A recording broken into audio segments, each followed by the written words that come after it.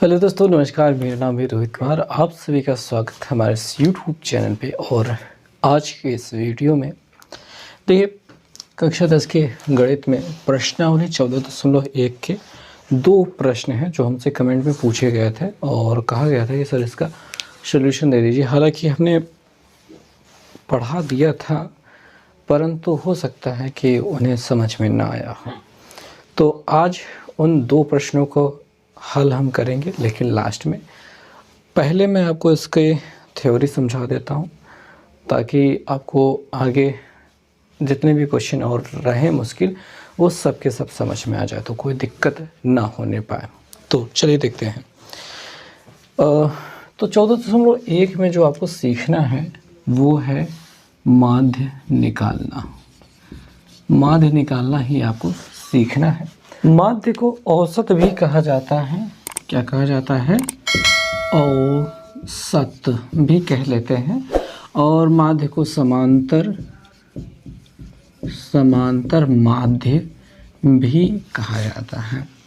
माध्य मूल रूप से होता क्या है, ठीक है, वो समझ लेते हैं।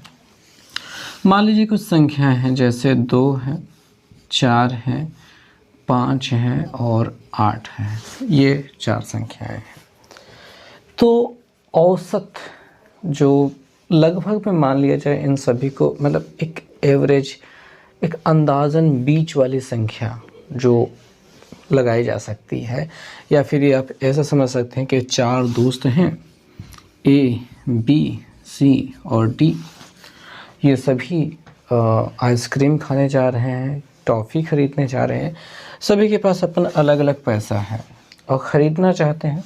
ये कुल मिला के कितनी ढेर सारी टॉफ़ियाँ ख़रीद लेते हैं। इन्होंने सारे पैसा जितना था अपना मिला दिया और उसके बाद फिर समान मात्रा में आपस में बांट लिया।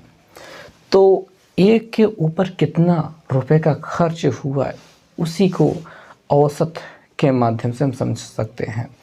मेरे ख्याल से मैंने थोड़ा बहुत अच्छे से समझाने की कोशिश की, आपको समझ में आया हो तो औसत निकालने के लिए हमें इन्हें जोड़ना होता है, अर्थात 2 + 4 + 5 + 8 और भाग करना होता है। 4 ही लोग हैं ना, 4 लोग हैं तो 4 से भाग करना होता है और बस यही होता है अपना औसत।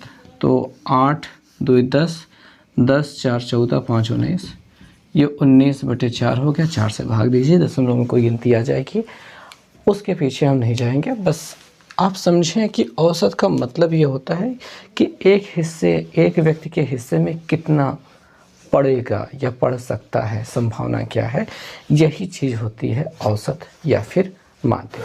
तो अगर कम मात्रा में आपके पास पद हैं तो उनके लिए यही सूत्र लगता है, जिसे हम कह सकते हैं माध्य बराबर पदों का योग बटे पदों की संख्या। तो ये सूत्र लगता है। मान लीजिए अगर पदों की संख्या अधिक हो जाए, ज़्यादा हो जाए और कुछ खास प्रकार के पद हैं जो बार बार आ रहे हैं, ऐसे मामले में आप किस प्रकार से बात को समझेंगे? तो प्रश्न को समझते हैं कि देखते हैं। ये पद हो गए और ये हो गई बारंबारता। मतलब क्या हो गया? जैसे हमने 2 लिया था, 4 लिया था, 5 लिया था और 8 लिया था। मान लेते हैं कुछ इस प्रकार की बातें हो रही है कि 2 रुपये जो हैं वो 4-5 लोगों के पास है, या हम मान लेते हैं 3 लोगों के पास है, और 4 रुपये 2 लोगों के पास है, 5 रुपये मान लेते हैं 5 लोगों के पास है और 8 रुपये केवल एक व्यक्ति के पास है। तो इस प्रकार से जब देखा जाए तो व्यक्तियों की संख्या ये हो गई है 3 2 5 5 3 5 5 10, ये 11 लोग हो गए हैं। ये बारंबारतों को F से दिखाया जाता है और ये सिग्मा F कहलाता है। सिग्मा मतलब योग। और ये जो पद हैं वो x हैं, इनका गुणा करा करके हम निकालते हैं fx, ठीक। और इनका गुणा करा 3 2 6, ठीक है। 2 रुपये 3 लोगों के पास है, 2 3 6 रुपये टोटल हो गए हैं। 4 2 8, 4 रुपये 2 लोगों के पास है, 4 2 8 रुपये हो गए। 5 5 25 हो गया, ऐसे ही 8 एकम 8 हो गए। इनका जो योगफल होगा वो सिग्मा fx कहलाता है। जोड़ सकते हैं, ठीक है। 8 8 16, 16 16 6 22, 22 20 42, 42 5 47, ये कुछ इस प्रकार से प्राप्त हो गया है। ठीक है। अब इसके लिए जब हम सूत्र देखेंगे कि समांतर माध्य का सूत्र जो होगा वो होता है क्या, यहाँ पे हम लिख देते हैं x बार, ये माध्य का ही दूसरा रूप है जो लिखने का तरीका होता है। x बार करके आप माध्य को लिख सकते हैं। तो इसके बराबर होता है sigma fx upon sigma f। और अगर पदों की संख्या बढ़ जाए और उनमें वैरायटियाँ बढ़ जाएं तब हमें वर्ग अंतराल देखने को मिलता है, जो कि आपकी पूरी किताब में मतलब जितने भी आपके प्रश्न है पूरे प्रश्नावली में ये सब वर्ग अंतराल पर निर्भर करते हैं। मान लीजिए कई प्रकार की ये कक्षाओं में अगर आपने देखा होगा तो बहुत अच्छे से समझ में आया होगा बारंबारता भरने के लिए अगर आपने पढ़ा है तो ये वाली चीज़ें आपको समझ में आ रही होंगी कि वर्ग अंतराल दिया गया होता है, वर्ग अंतराल, और बारंबारता दी गई होती है, बारंबारता। वर्ग अंतराल का मतलब 1 से लेकर के 10 तक के जो है उनकी संख्या क्या होगी, मान लीजिए 5 है, 10 से लेकर के 20 तक के हैं, यहाँ पे 1 से ना लेकर के 0 से लेना होता है, और इनकी संख्या 2 है। 20 से लेकर के 30 तक के जो व्यक्ति हैं उनकी संख्या मान लीजिए 3 है, और 30 से लेकर के 40 तक के जो व्यक्ति हैं उनकी संख्या मान लेते हैं 1 है। तो इस प्रकार से आपको देखने को जो मिलता है ये बारंबारताएं होती हैं, और ये बारंबारता आपने 9th में सीखी थी कि कैसे पदों की संख्या दी गई हो तो बारंबारता हमको बनानी होती है, हम बना पाते हैं। उसी चीज़ को यहाँ पे अब माध्य निकालने के लिए प्रयोग किया जाता है। फार्मूला आपका यही वाला लग जाता है। यहाँ पे आपको x तो है नहीं पर x निकालना होता है, और बारंबारता यहाँ पे है। यहाँ पे x निकालना बहुत आसान होता है, इन दोनों को जोड़ करके आधा कर दीजिए, यहाँ पे मिल जाता है 20 और 10 को जोड़ दीजिए 30, 30 का आधा 15, ऐसे इन दोनों को जोड़कर आधा करेंगे तो 25, इन दोनों को जोड़कर आधा करेंगे तो 35, और fx का गुणा कर दीजिए fx मिल जाएगा, सिग्मा fx सिग्मा f, और ये वाला सूत्र प्रयोग कर देंगे, हो जाएगा काम। तो ये जो चीज़ होते हैं इस चीज़ को प्रत्यक्ष विधि भी कहा जाता है। प्रत्यक्ष विधि के बाद है कल्पित माध्य विधि, पद विचलन विधि। शुरू में देखने पे ऐसा लगता है कि ये जो आगे आगे विधियाँ हैं वो मुश्किल होती जाएंगी, लेकिन फार्मूला या थोड़ी सी ट्रिक बढ़ती जाती हैं, बल्कि कैलकुलेशन आसान करने की वो विधियाँ होती हैं। ठीक है, तो किसी भी प्रश्न को आप किसी भी विधि से हल कर सकते हैं, लेकिन एग्ज़ाम में जिस विधि से वो पूछे उसी विधि से हल करना ज़्यादा बेहतर रहता है, मतलब वही बेहतर ही होता है, क्योंकि आप अपनी विधि लगा देंगे तो फिर नंबर ना मिलेंगे, ऐसी समस्या हो सकती है। तो जिस विधि में पूछा जाए उसी विधि में आपको हल करना होता है। ठीक है, तो आइए चलिए देखते हैं एक प्रश्न जिसमें माध्य परिकलित करना है। हम उसको पहले प्रत्यक्ष विधि से हल करेंगे, फिर कल्पित माध्य, और फिर पद विचलन विधि भी प्रयोग करेंगे। ओके, सो दोस्तों आपको माध्य परिकलित करना है इस प्रश्न का, और इस प्रश्न आपको आमतौर पे देखने को ऐसे ही मिलते हैं, कभी कभार ही ऊपर नीचे वाले मिल जाते हैं, लेकिन हमेशा तो ऐसे ही देखने को मिलते हैं। तो इनको हमें पहले सही ढंग से लिखना होता है। तो देखेंगे एक खाना तो अपना ऐसे बनेगा, किसका, वर्ग का। ठीक, फिर बारंबारता का, बारंबारता। आप चाहे तो x वाला खाना पहले बना सकते हैं, आपकी मर्ज़ी है, और हम x वाला खाना बाद में बनाएंगे। ये हम 10 से 30, 30 से 50, 50 से 70, 70 से 90, और 90 से 110 लिख दे रहे हैं। और यहाँ पे बारंबारता ये 15, 18, 25, 10, 2 लिख दिया। ये तो प्रश्न को देख देख के लिखने का काम हो गया। अब बारी आ जाती है x लिखने की। x लिखने के लिए 30 और 10 को जोड़ा 40, 40 का आधा कितना होता है 20। अब आप इसको डायरेक्ट लिख सकते हैं, इसमें टेंशन की बात नहीं है कि भाई पहले हम कहीं रफ में हल करेंगे तभी लिखना है, कोई ज़रूरत नहीं है, बस इसे डायरेक्ट लिख सकते हैं। 50 और 30 को जोड़ा 80, 80 का आधा 40। और एक ख़ास बात बता देते हैं, इनका डिफरेंस कितना है 20 का डिफरेंस है, हर जगह 20 का ही डिफरेंस मिल रहा है। वही आप देखेंगे 20 जुड़ रहा है, फिर से 20 जोड़ेंगे तो 60 आ जाएगा, फिर 20 जोड़ेंगे तो 80 आ जाएगा, फिर 20 जोड़ेंगे तो 100 मिल जाएगा। ये जो x की वैल्यू है वो बड़ी आसानी से मिल जाती है, यानी पहला वाला जोड़ करके आधा करके ये वाली वैल्यू निकाल लीजिए, फिर इनका जो डिफरेंस हो रहा है वही बार बार जोड़ते आइए और ये पूरा आराम से मिल जाता है, कभी गलत नहीं होता है। फिर वो चाहे दशमलव में आ रहा हो या फिर किसी प्रकार से भी आ रहा हो, हमेशा सही ही होता है, कोई टेंशन की बात नहीं है। आप ट्राई कर सकते हैं, और नहीं मन मान रहा है कि गलत हो सकता है तो भाई लास्ट वाला जोड़ करके आधा करके देख लो, ठीक है। अब आ जाते हैं fx पर। अच्छा, fx निकालने में कोई ट्रिक नहीं होता, सिंपल ना मल्टीप्लिकेशन ही करना होता है, यानी कि 15 और 20 का गुणा है, ठीक है। तो 15 दूनी 30 होता है और एक 0 लगा दीजिए, हो गया। 18 दूनी 36, 18 चौक 72, तो ये हो गया। 25 छक्के कितना होता है 25 चौके 100, 25 छक्का 150, यानी 150 होता है, और एक ही वाला 0 लग जाएगा। और 80 धाम 800 होता है, तो सिंपल है, और 100 दुक्के 200 होता है, ये भी सिंपल है। ये हो गया। अभी हम प्रत्यक्ष विधि से चल रहे हैं, तो सिग्मा fx निकाल लिया और सिग्मा f निकालेंगे, मतलब इनको जोड़ेंगे सिग्मा fx मिलेगा, सिग्मा fx जोड़ते हैं तो पीछे वाला 0 ऐसे लिख लीजिए, ये 0 0 0 2 मिल रहा है, और ये 0 मतलब 2 हो जाएगा।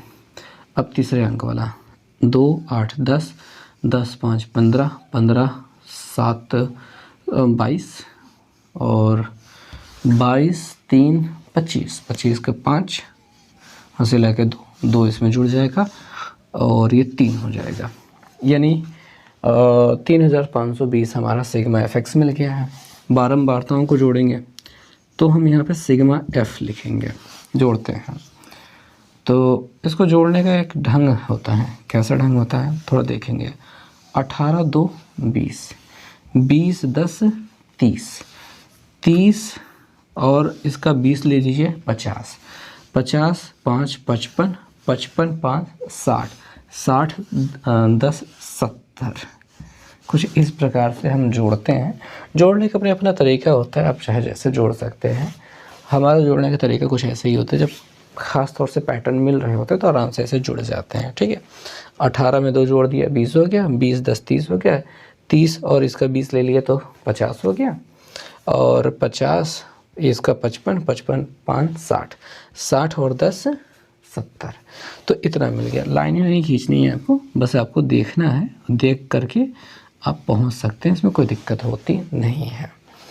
इतना हो चुका है तो अपना फार्मूला हो जाता है प्रत्यक्ष विधि के लिए माध्य का, x bar equal to sigma fx upon sigma f होता है।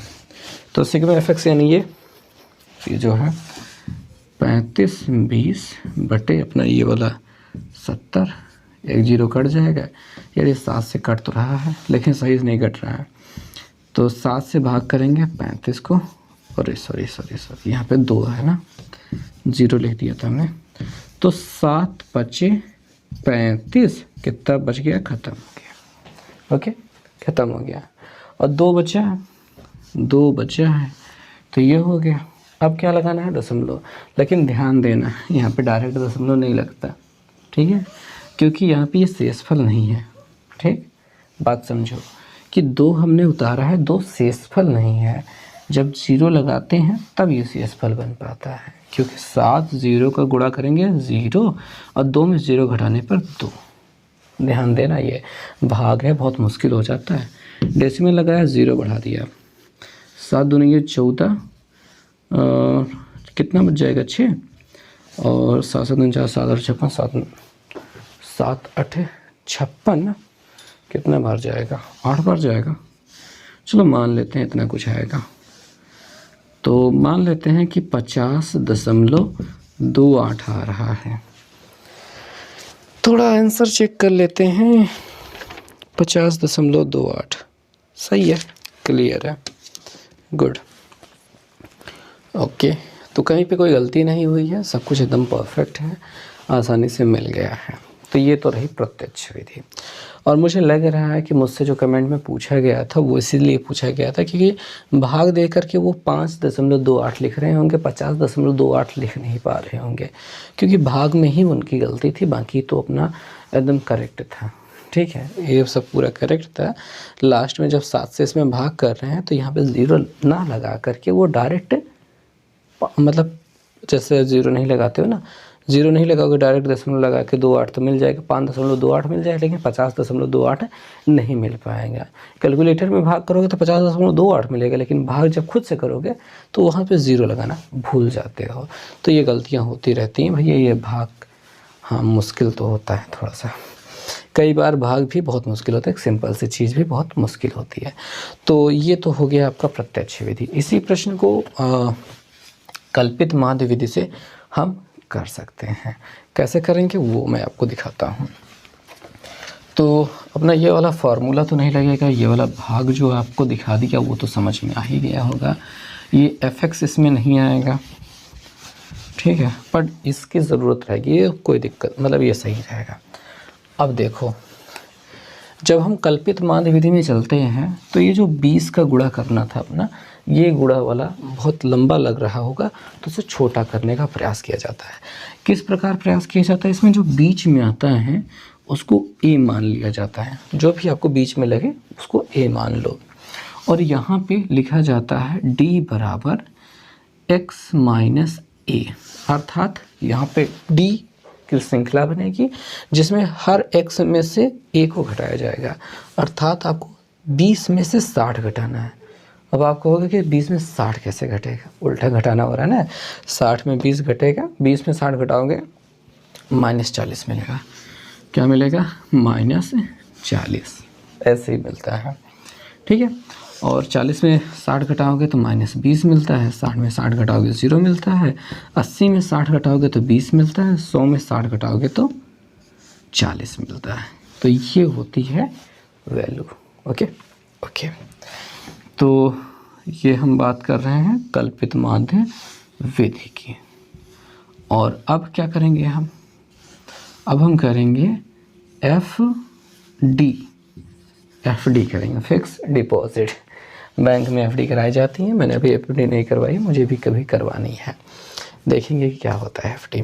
तो अभी क्या करना है, एफ और डी की मल्टीप्लिकेशन करानी है 15 और 40 का। अब आपको आगे सर 15 और 20 का गुणा आसान था, अभी आप 40 का करवा रहे हैं तो मुश्किल नहीं करवा दिया। तो अभी मैं आपको तरीका बता रहा हूँ क्वेश्चन करने का। बहुत से क्वेश्चन में, मतलब चूँकि ये क्वेश्चन बहुत आसान था, इस वजह से अगर आप चीज़ों को बढ़ाओगे तो पैटर्न में थोड़ा सा बदलाव करोगे तो थोड़ी सी चीज़ें कभी मुश्किल कभी आसान लगेंगी। ज़रूरी नहीं कि आसान ही हो, जो जिनमें कैलकुलेशन बहुत मुश्किल हो जाती है उनको आसान करने के ये तरीके हैं, ठीक है। अभी करते हैं इसमें मल्टीप्लिकेशन, ठीक है। 15 चौके 60 और एक ही 0 लग जाएगा, और माइनस तो रहेगा ही। 18 दूनी 36, आगे 25 और 0 का गुणा होगा 0, ठीक है। 10 और 20 का गुणा होगा 200, 40 और 2 का गुणा 40 हो रही है 80, और यहाँ पे सिग्मा एफ डी लगेगा, ओके। अब ध्यान देना, क्या ध्यान देना कि माइनस वाली गिनतियाँ आपस में जुड़ेंगी, इनको लिखने की ज़रूरत नहीं होती, मैं बस ऐसे ही लिख रहा हूँ। 6 3 9 -960 होगा, ओके। ये वाली गिनतियाँ अलग से जुड़ेंगे 280, और इसमें से इसको घटा दो, जो भी बड़ा है उसमें से छोटा वाला घटा दिया जाता है, और जो भी चिन्ह बचे उस चिन्ह के साथ लिखा जाता है, ठीक है। घटाते हैं, 0 में से 0 गया 0, हाँ से लीजिए 16, 16 में से 8 गया 8, यहाँ बचा है 8, 8 में से 2 गया 6, ये बड़ा है इसके पास माइनस है तो माइनस लिखेंगे, और इनको मिटा दीजिए, ये किसी काम के नहीं है, ठीक। अब हम फार्मूला लिखेंगे, x बार इक्वल टू वही sigma F D upon sigma, यहाँ पे सिग्मा एफ डी यानी upon sigma F, okay, F अकेले। और ध्यान देना कि यहाँ पे आपने ए को घटाया था, क्या किया था, ए को घटाया था, अभी ए यहाँ पे जोड़ देना है। ओके, समझ में आ गई बात। ए घटाया था इसलिए ए वहाँ पे जोड़ दे रहे हैं, और ए कौन है, यही अपना 60, वहाँ पे 60 जोड़ेंगे। तो भैया यहाँ पे माइनस में ये जो है 680 लिखेंगे, और ये जो भाई साहब 70 थे वही सेम टू सेम 70 ही, ठीक है, और प्लस इसका 60, 0 काट देंगे और इसको 7 से भाग कर दीजिए। तो इसको भाग कर रहे हैं, इसको मिटा देंगे आखिरकार हम, 668 है बस ना। तो 7 7 4 7 8 56 7 9 63 कितना बचेगा, 5 बचेगा, दशमलव लग जाएगा, 0 बढ़ जाएगा, 7 7 49 कितना बचेगा, 1, फिर 0 बढ़ेगा, 7 1 7, इतना मिल जाएगा, ठीक है। और यहाँ पे लिखेंगे -9.71, क्यों, क्योंकि ये माइनस में था ना, इस वजह से। और ये जो 60 है प्लस में 60 रहेगा, और 60 में से ये घटेगा, 60 में से ये घटेगा, ठीक है। तो 60 में से घटा दो इसको, ये 9.71 है, थोड़ा ध्यान से समझना, घटाना है, गलती ना होने पाए, हाथ से लेकर वहाँ तक पहुँचते हैं।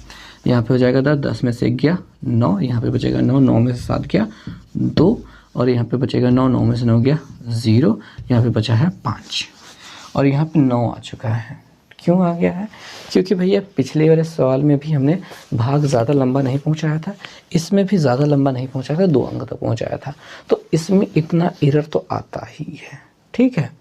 अगर आप लंबी कैलकुलेशन करते, भाग लंबा लेके जाएंगे, तब एग्जैक्टली सेम वैल्यू आ जाएगी जो पहले आई थी। तो इसमें ये जो 8 की जगह 9 हो गया तो इतना कोई फ़र्क नहीं पड़ता, एकदम करेक्ट है ये, ठीक है। इसमें कोई दिक्कत की बात नहीं है कि ये आप कहने लगोगे सर इसमें गलती आ गई है, तो आप कहोगे कि कौन सा आंसर करेक्ट है, जो पहले हमने किया था वो वाला ज़्यादा करेक्ट है, क्योंकि वो तो सिंपल वे से चल रहा था। हम आपको विधियाँ बता रहे हैं आगे और भी सीखने की, तो उसमें थोड़ा बहुत एरर आ जाता है। और ख़ास तौर से जब आप गणित और विज्ञान पढ़ रहे हो, भौतिक विज्ञान पढ़ रहे हो, तो उसमें इस दशमलव के दूसरे अंक में 1 अंक का जो फ़र्क होता है, 8 से 9 हो जाना, उतना फ़र्क बिल्कुल भी माना नहीं जाता है। ये माना जाता है कि ये आपका आंसर एकदम करेक्ट है। कई बार बच्चे इस बात पे आप कन्फ्यूज़ रहते हो कि सर ये 8 की जगह पे 9 क्यों आ गया, गलत हो गया है। तो ऐसे में आप तो उत्तर कभी करेक्ट ला ही नहीं पाओगे, ठीक है। और आप रोते रहोगे कि सर ये समझ में नहीं आ रहा है कि आपका आंसर इतना गलत क्यों आ रहा है। तो आंसर गलत नहीं है, ये एकदम सही है, और ये ऐसे ही होता है। ओके, तो ये चीज़ हो जाने के बाद, जब प्रत्यक्ष विधि के बाद कल्पित माध्य विधि हो चुका है, अब पद विचलन विधि एक आखिरी विधि बच जाती है, जिसे भी आपको सीखना है। तो ये सारी चीज़ें हम इरेज करते हैं, और इसको भी इरेज करते हैं, ये किसी काम का नहीं है, और ये अपना डी भी किसी काम का नहीं है, और ये भी किसी काम का नहीं है। हालांकि काम का था पर नहीं है, थोड़ी देर के लिए तो बिल्कुल नहीं है।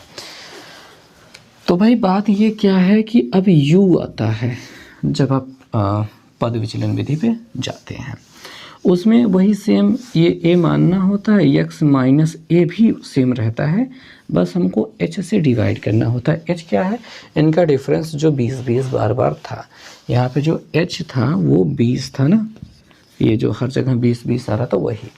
और यहाँ पे आपने जब 20 में से 60 घटाया था तो 40 मिला था। उस जब 40 को आपने भाग करेंगे, ठीक है, माइनस जो 40 मिला था, क्या मिला था, -40 मिला था, उस 40 को आपको इस वाले 20 से भाग करना होगा, ठीक है। तो आपको क्या मिल जाएगा, यहाँ पे -2 मिल जाएगा। 40 में से जब 60 घटाएंगे तो -20 मिलेगा, और उसको 20 से भाग करेंगे तो आपको -1 मिलेगा, सॉरी। और यहाँ पे 60 में 60 घटाने पर 0 मिलता है, 0 को जब 20 से भाग करोगे तो आपको क्या मिलेगा, 0 मिलेगा। 80 में 60 को घटाओगे क्या मिलेगा, 20। तो 20 को जब 20 से भाग करोगे तो आपको 1 मिल जाएगा, और यहाँ पे 100 में से 60 घटाने पर आपको मिल जाएगा 40, और उसको जब 20 से भाग करोगे तो आपको क्या मिल जाएगा, 2।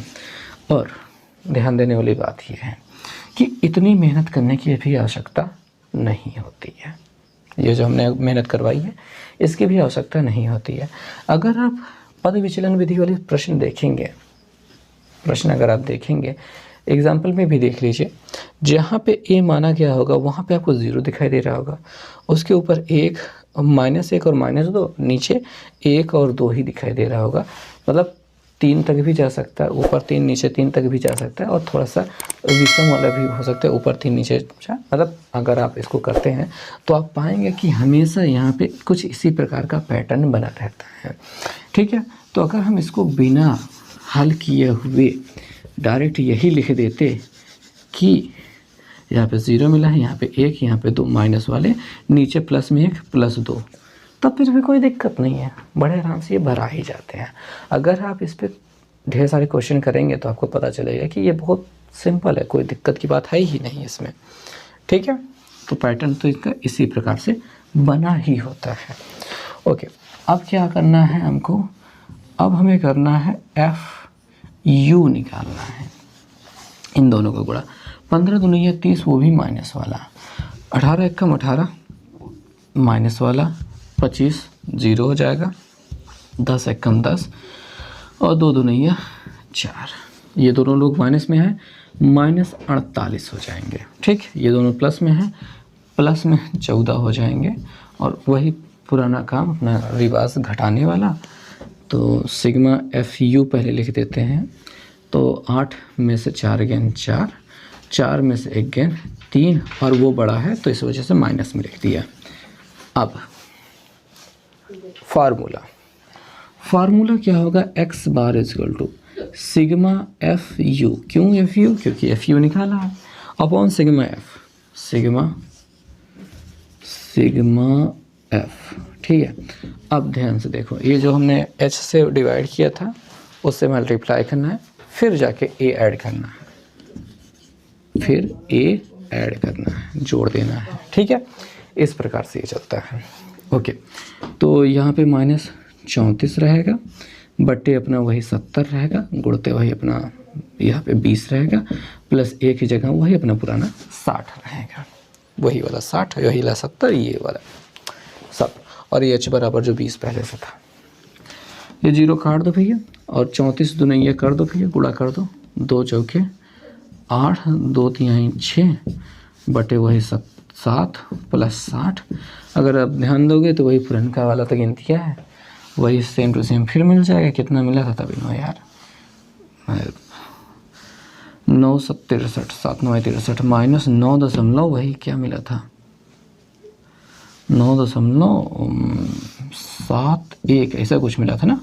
हाँ जी, वही तो मिला था, मुझे याद आ रहा है, थोड़ा सा घटा देंगे तो वही अपना फिर से मिल जाएगा 50.2 और 9, वही जो 28 नहीं होने के बजाय 2 9 हो गया था, वही सेम फिर से आ जाएगा। तो समझ में आ गया आपको तीनों विधियाँ, एक ही प्रश्न में आप तीनों विधि लगा सकते हैं, लेकिन जिस विधि के बारे में कहा जाएगा उसी विधि का प्रयोग करना है, और दूसरी विधि का प्रयोग करेंगे तो आपको उत्तर गलत मान लिया जाएगा। तो तीनों विधियाँ आपको आनी चाहिए।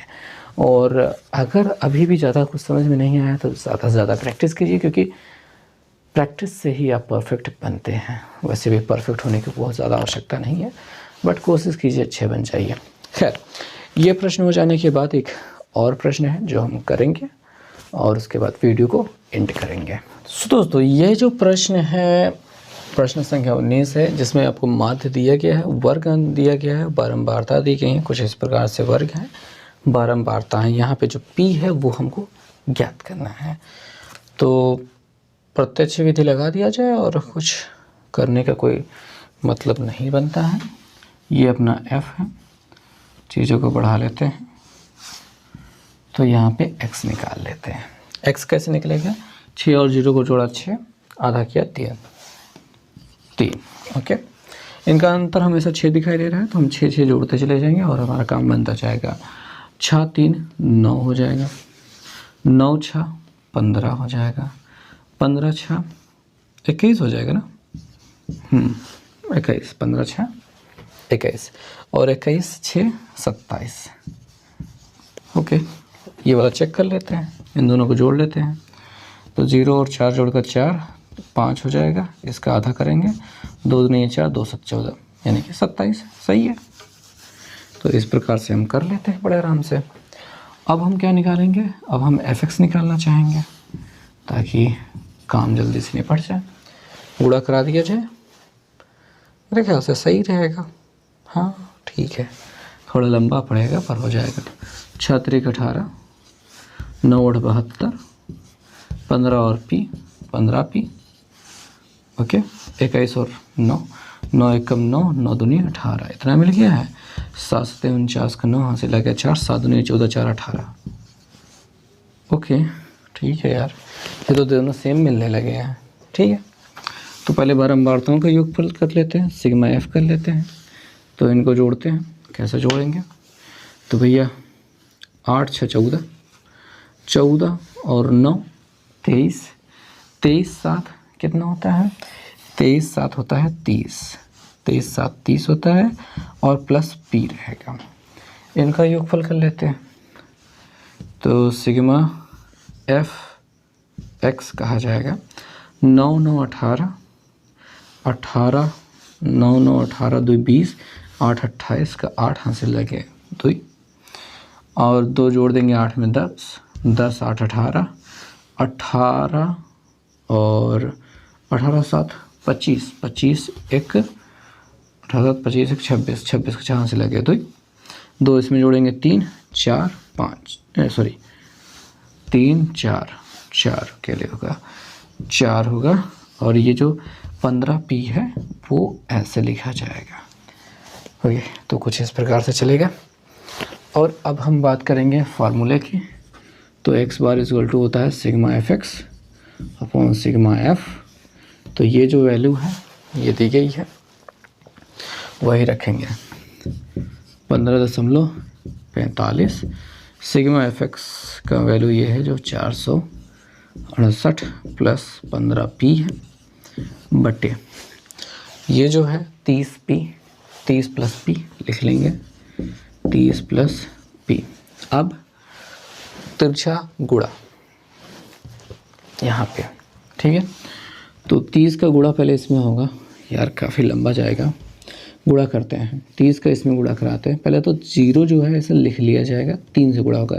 3 5 15 5 हासिल लगेगा, 3 चौके 12 1 13 हासिल लगेगा, 3 5 15 1 16 हासिल लगेगा, 3 एकम 3 1 4, 2 अंकों पे दशमलव लग गया। और जब पी का इसमें गुणा होगा तो प्लस 15.45 पी हो जाएगा, बराबर यहाँ पे 468 प्लस 15 पी है। अब ध्यान देंगे 15 पी वाले को इधर भेज देते हैं, इसको उधर भेज देते हैं। तो यहाँ पे 15.045 पी है, माइनस 15 पी आ जाएगा इधर, बराबर ये 468 है, ओके। और ये वाला उधर जाएगा 463.50, यानी कि 5 अकेले लिख सकते हैं, कोई दिक्कत की बात नहीं, लेकिन 50 लिख देते हैं, ज़्यादा अच्छा रहेगा। ओके, हो गया। इसमें से इसको घटाएंगे, देखिए 15 में से 15 डायरेक्ट घट जाएगा, ये बच जाएगा 0.45 पी। अगर घटाना नहीं आता है तो मैं क्या करूँगा इसमें से इसको घटा पाओगे ना, 15.45 में से 15.00 घटा पाओगे कि नहीं? ये 15.00 है, 15 पूरा घट जाएगा, ये वाला बच जाएगा, वही लिखा है हमने यहाँ पे।